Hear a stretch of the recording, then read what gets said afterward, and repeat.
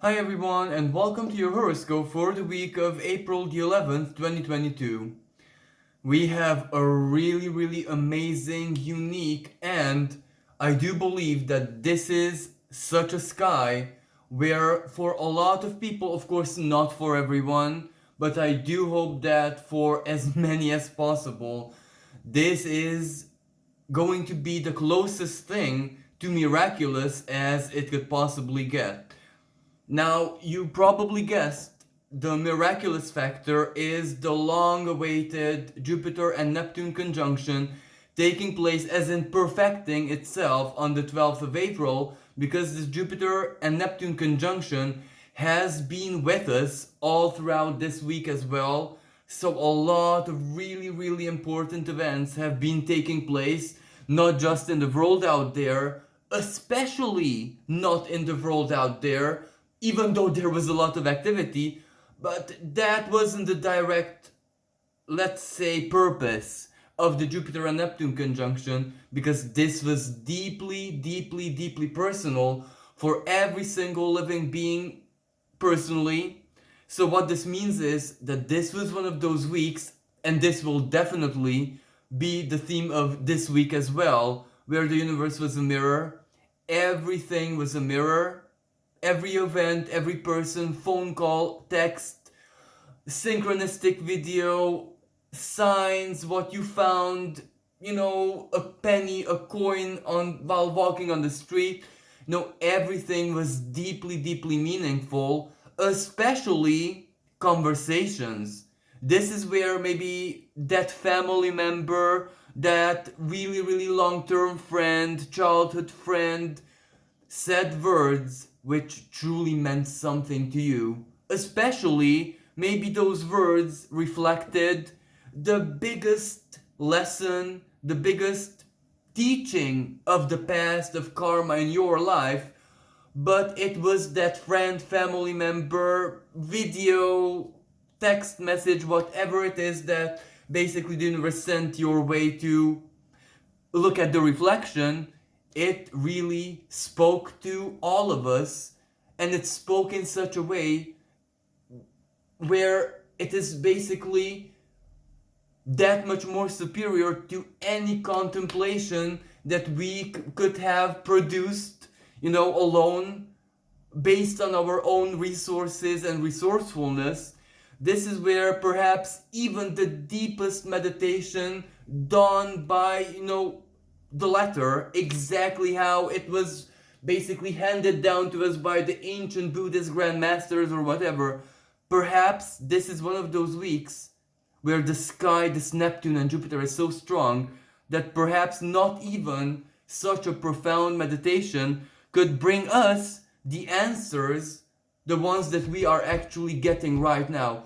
And these answers speak deeply to the soul and the unconscious as well. What a rare event when the universe, when the divine itself is our own personal therapist right now, our own personal psychoanalyst, but one who has like all the PhDs that are in existence, because this is the source. But anyway, I'll leave the philosophy behind. Maybe I'll speak a little bit more about the Jupiter and Neptune conjunction at the end of the video. But this is a really important and dynamic week from so very many different perspectives. Yes, of course, maybe the other aspects are not going to be felt as strongly this week, because this has a strong drowning effect. When we're under the influence of whatever, we don't really feel other activities, like cooking, cleaning, the everyday stuff with such intensity as none under the influence. So when we are under the influence of this very strong drug, which is Jupiter and Neptune meeting, hugging in the sky, well, you can imagine that that influence is gonna be remembered for the rest of our lives. This kind of divine drug, this is profoundly transformative.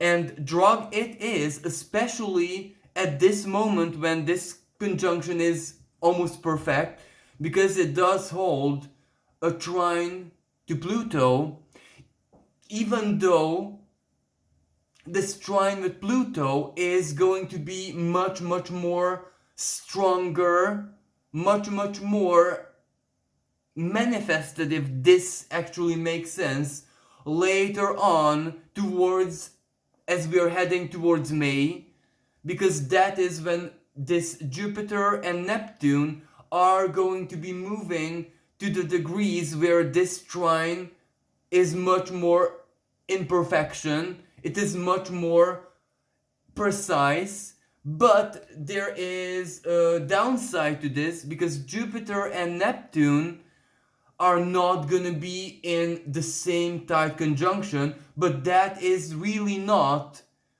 an impediment because, that energy can express itself much more relevantly for us karmically, because ultimately that is what it is. This is a very strong karmic influence. So as we get to the end of April and the first weeks of May, that is when this Pluto, when this deep spiritual, psychological, even to the very core of our being's transformation, Pluto trine, is gonna be felt and lived. So basically towards the very beginning of the way, because right now it is more the information or the, how should I even say, the epiphany of it.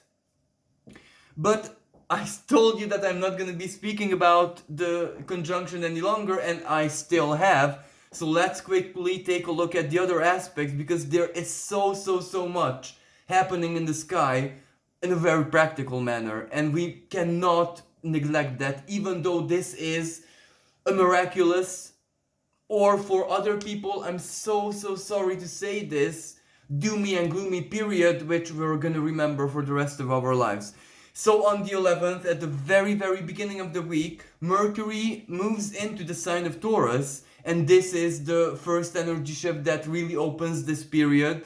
Now, Mercury in the sign of Taurus has to embody its practicality. This is where mind, Mercury, and of course mind also represents flow, decisions, calculations, making plans, adding up that which we have, Taurus, our possessions, and looking at how we can improve it, how we can use it to the max potential, or how we can basically purge it, cleanse it, make it into something which truly reflects that who it is that we are today. And the sign of Taurus does need certain maintenance work from time to time, because Taurus is long term. So perhaps an acquisition that we made 10 years ago, 12 years ago, well, that is very much in the sign of Taurus. That is very much something that has to do with our physical lived expression of Taurus. So that is not necessarily something that was up to date. Maybe if that long-term acquisition is challenged in any way, that represents its upgrade. So it doesn't happen very often. And neither should it, because Taurus is meant to hold it. Taurus is meant to take care of the possessions. For example, Taurus natives, those who have really strong placements in Taurus, not just the sun, are so good at taking care of objects, a home, a person.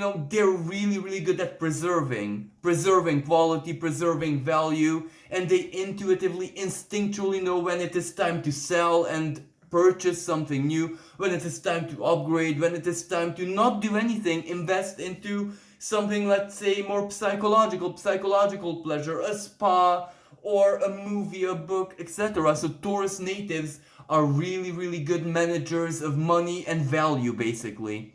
And Mercury in the sign of Taurus does bring all of this quality of Taurus into highlight, and we are invited to do exactly this. Go with the flow, Mercury, and start upgrading. Now, of course, this is where we cannot always go with the flow, hence the decisions, hence the calculations, because sometimes what we desire or how we want our Taurus values or material possessions or whatever, an earthly part of our lives to be like, is not necessarily accordance with the flow. So that's why we have to use our intelligence to make the compromise. Would we fight against the flow. That would be a misuse of this Mercury, because Mercury in the sign of Taurus has also really bad qualities. For example, those of you who know tarot, Five of Coins, Mercury in the sign of Taurus, scarcity, material trouble.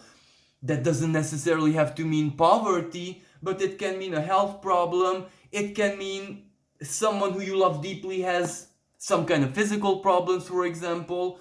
And that does change everything, truly. Because,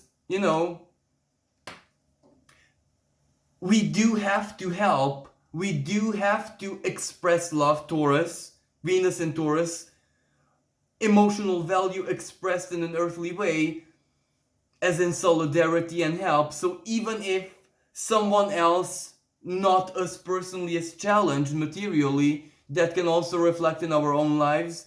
So Mercury in the sign of Taurus can go either way, really. Even though Taurus is not a dual sign, it is a really, really steady fixed sign, but everything has ups and downs. If Taurus is a mountain, the mountain has, the base, but it has also the top.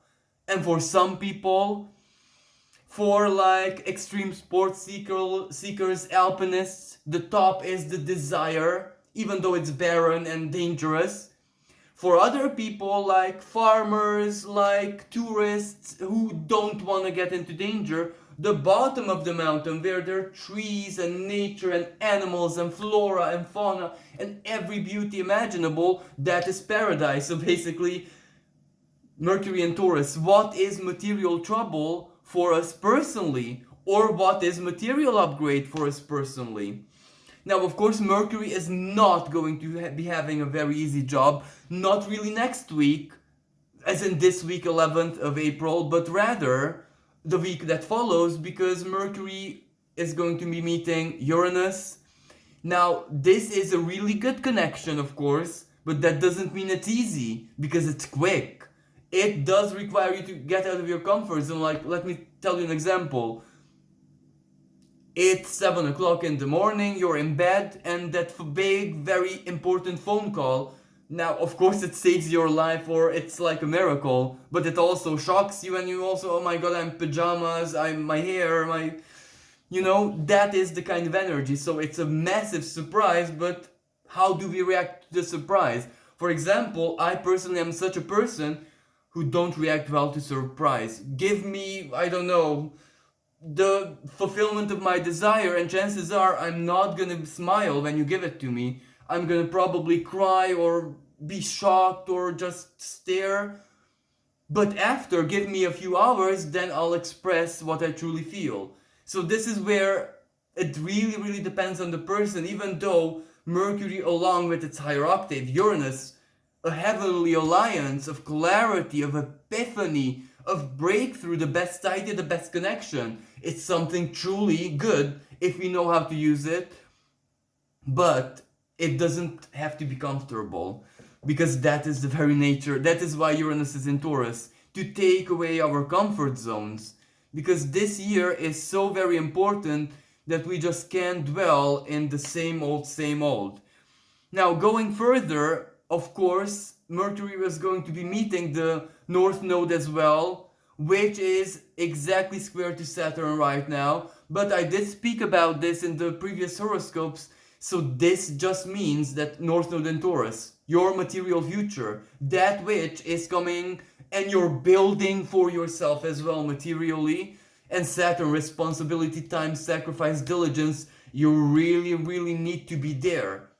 And perhaps that is why this heavy spiritual energy is so different, because it drowns us. We're all in fantasy or spirit or doom and gloom, or being drowned by our own spirit for whatever it is that we do not like about ourselves or our lives, or we cannot forgive or forget. That's of course one thing, but this Saturn squaring North Node requires us to be with one foot in physical reality and truly invest everything that we possibly can into what our material future means for us personally. And don't get me wrong, this is not about, going and getting money and getting rich. For some people, it's ironically the opposite. Some people are getting rid of everything they have because they understood the need for minimalism, and that is going to be the theme of the future. No one in the future, and when I say future, let's give 10 years, 20 years until this age of Aquarius with Pluto in it by that time really comes online. Well, no one is going to have a lot of possession. No one is going to have 10 houses. Everyone is going to have one home, whatever that will mean. No one is gonna hoard, no one is gonna pile, because that will become incompatible with life in the future. Everyone just has what they need, and they're more than okay with it because it will be all the mind. And at the same time, just think about it this way: virtual reality, but in a real sense, where you can actually live in the virtual space, as in lived experience. That's infinite. You don't need to have $10 trillion and a big mansion. You can have it pretend, but that pretend in 10 years, 20 years is going to be more real than the real. So this is the specifics of Age of Aquarius, which I really don't want to get into right now, but of course we'll speak about this in a few years if I'll still be alive. So another really important energy shift that we do have this week is, one hand, dark moon Lilith, black moon Lilith, leaving the sign of Gemini and entering into the sign of Cancer. Now this is a very funny energy, but it's not really the energy shift that's gonna matter before we get there. So this happens on the 15th of April. So before the 15th, so even now, dark black moon Lilith is going to be in anaretic position, exactly hanging out as much as she can at 29 degrees of the sign of Gemini. Conflict, verbal conflict, lies, deception, manipulation through ideas, through words, through bad teaching. In anaretic position, black moon Lilith she means business. In anaretic position of Gemini, black moon Lilith is telling us, look, your world, as in the human world, and your mind and your mindset and your words and communication is so hypocritical, so two-faced, so fake, that I must reveal this to you. Of course, this is not a person, this is humanity as a collective. Humanity taken as one. And this will be playing out in all of our lives individually, unfortunately. Misunderstandings. Words that can mean so very many things, and we choose what we want to understand. And when the other person who didn't even make a mistake, because after all, a vocabulary, we can use symbolisms, we can use analogies, but if you are hell-bent on misunderstanding, then imagine the kind of conflict. And this anaretic Lilith is at her most dangerous at the very beginning of this week, so the 11th of April, because it kind of triggers Mercury. Mercury is still in anaretic position, so the very last degrees of Aries 29 before it moves into Taurus. So that represents today, Sunday, the 10th of April. So Mercury, the planet of words, the planet of communication, of speech, communication basically, in the head, Aries, is triggered. It is really irritable, angry, and has a lot of dissatisfaction to say, combined with Lilith in Gemini, anaretic as well. Yep, this is gonna be deeply conflictual, and this is gonna leave a lot of scars and maybe verbal wounds on certain people, but all of this is going to be a useless misunderstanding. So this is where we really have to rule and master ourselves, our impulses, and think deeply before we speak. For other people still, maybe this will not be that much of a problem, because with all this Piscean activity, a lot of us are going to be in solitude, or with our best friend, or with someone very meaningful, or just alone. For a lot of people, this will be a really lovely but lonely couple of days when it's just us and the divine. Now, yet another energy shift that we have to experience around the same time, the 15th of April, is Mars leaving Aquarius and entering the sign of Pisces. Now, Mars in the sign of Pisces is the spiritual warrior, and it does energize our unconscious, our soul, our spirit, our creativity, our lust and thirst for the spirit, for arts, for everything Piscean. But at the same time, for other people, this might represent like a loss of physical energy, like a loss of being present in the material world, which is not necessarily a bad thing, because this Martian energy can very, very easily be alchemized into the best possible version of itself, like exercise, but exercise done in a playful Piscean manner, walking in nature, doing something deeply meaningful, relaxing, calming, soothing, anything artistic, anything creative. And also, Mercury in the sign of Taurus is also creativity. This is where everyone, even if they don't have a lot of talent, has this tendency to get dirty, as in paint or sculpture or anything, cook, anything creative. This is where we embrace our practical, creative side. For other people, it doesn't have to be artistic. This is where a husband just has this epiphany: I'm gonna fix the shower or whatever myself for the first time, even if I don't know how to do it. Let it be an adventure. Let me just try it. So it can be really good for so very many different things, not to mention business, project, plans. You know, in my culture and all over the European Union, there is this thing of European projects, European grants and stuff like that. This is a really, really good period to dream that up, to brainstorm that up, to speak with a consultant or your friends, etc. This is a really good period for that. If anyone activates in that domain, of course. So Black Moon Lilith and Mars kind of change signs at the same time. That means that the dynamism of events is really gonna change, because Black Moon Lilith in Gemini is very active, chatty. Of course, many times in just a flirty way, many times in a complimentary way, many times is you vomit out words of honey, soothe the ego. That's Black Moon Lilith in her best self, you know.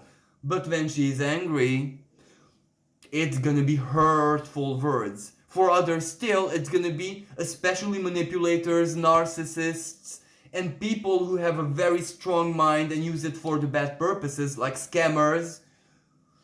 This is gonna be them at their peak. They're blossoming, so that means a lot of losses, deception, manipulation, lies, blah blah blah for the rest of us. But you know, even the shadow, even the demonic expression has a role in the universe, because whenever the shadow strikes, you know, and gets victory, whenever it has a moment of glory, that's not bad. That's truth. We allowed that. So that speaks to us, either as a community, family, individual, the whole of humankind. Whenever shadow triumphs, it has a message, and we are wise to listen to that, because shadow never ever triumphs without a really good reason. But anyway, Mars and this Black Moon Lilith are going to be in water signs, and that means that they're also going to be trining each other. But in water signs, they have a really different expression. Mars is the planet of action, Pisces.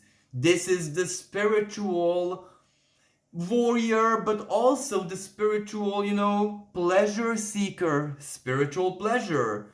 For a lot of people, spirituality is truly a drug, much more effective than physical drugs or alcohol. But drug can be profoundly soothing and healing, because a Parkinson's suffering person might really benefit from a drug which for a totally healthy person might use just for fun, if you know what I mean. So this will be like a very powerful emotional inner awakening where, how should I even express this, because this is so very unique that even me as a solar and lunar Gemini find it hard to find words. It is almost like spiritual lust. That's the best. Lilith is lust. Lilith is the epitome of lust. But Lilith in this day and age is upgraded. She doesn't want porn anymore. Lilith will not refuses to rule over the porn industry anymore. She says, that was me before, that's not me now. That's 3D. Lilith is not 3D anymore. So she enters the spiritual domain because spirituality and lust are very, very, very compatible. It has a dark side where the gurus do what they do, but it has an elevated side where someone's healed by a really pleasant encounter. Let's say sexual encounter. Let's say someone has felt ugly for all their lives. They have an encounter, and whoever is that partner is a spirited person, and that heals. So spirituality, Lilith and Mars, Pisces and Cancer can mean different things for different people. That which can be very scary and drowning for one individual is their wish come true for another. Also, Pisces and Cancer have a lot to do with the past. You might be connected to certain people, especially those whom you might have lusted for, and understand lust not just in a sexual way, strong admiration. I want to be just like that person. Why that person and why not me? And this isn't about money or success and stuff like that, but inner qualities, personality traits. This is when we admire someone deeply. And this person has to do with the past, because this is Pisces energy. This person strongly inspired us in the past, perhaps in a slightly negative way, but ultimately it was positive. And that person might return in our life surprisingly with a different offer, with something new, with something exquisite. But anyway, that is also a different topic. Now, on the 16th, we have a really strong and powerful full moon in the sign of Libra. Yet another strong karmic energy. This is when this week has everything that one could desire astrologically. This is where this week has all the good stuff and also the bad stuff. This week is almost complete with everything one could imagine. So, the full moon in Libra, a very strong energy of culmination in that area of life which is ruled by Libra, usually partnerships, alliances, one-on-one connections. Individually, all of us will have this 26 degrees of Libra in a different house, but collectively it's the 7th house. So this will be about you and another person you about, and a contract on the world stage, so evident.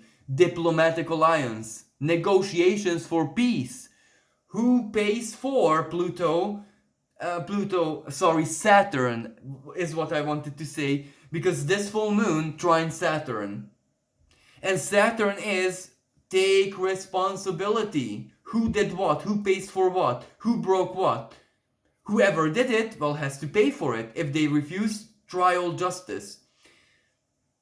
I do believe that collectively speaking, I kind of said what has to be said. Trial, justice, responsibility. If someone bombarded something, well, they have to pay for it. Of course, this doesn't mean sentencing yet. This just means that it will become crystal clear for everyone what's gonna be the end result of the sentence. But personally speaking, Saturn in a positive aspect, reality check. Saturn in a positive aspect, the best possible choice. Saturn in an even better positive aspect. Reward, you did something, you worked for something, you sacrificed, you did this and that. Now have your reward. It can be a really magical and strongly rewarding full moon, but at the same time, it is highly transformative, and it does require us to truly have a multi-dimensional worldview, if that even makes sense, because it does hold a T-square with Pluto. And that means the sun in the sign of Aries squares Pluto, the moon in the sign of Libra, the opposite sign of Aries, squares Pluto, and the two opposite each other, the full moon phenomenon, the moon and sun opposite each other, that is a T-square. So sun in Aries, the head. Where the head wants to take us, sun exalted in Aries, the ego, where the ego wants to take us. When I say ego, it's not bad. It is ourself, our identity, what we want to do. And when we ask ourselves what we want to do, well, we have to check our mood, basically. We do have to check that sun, what makes our sun shine brightly right now, in the present, basically. So, Pluto, transformation. You know, there is this ridiculous spiritual meme that I hate with every fiber of my being, where a caterpillar or whatever meets a butterfly, and the caterpillar says to the butterfly, "Oh, you changed," and the butterfly says, "We're supposed to." I hate that so much, but this week, that will be literal. That will be exactly as the meme. Someone will say, or you look into the mirror, or as the spiritual mirror, and recognize how much you've changed. That you're not the same person. You don't have the same mindset. And where I'm going with this is, that means your preferences in relationship partners, lovers, contracts, who you give your time to, energy to, whatever, is different as well. So you will be attracting different people into your lives. And this full moon reflects that to you.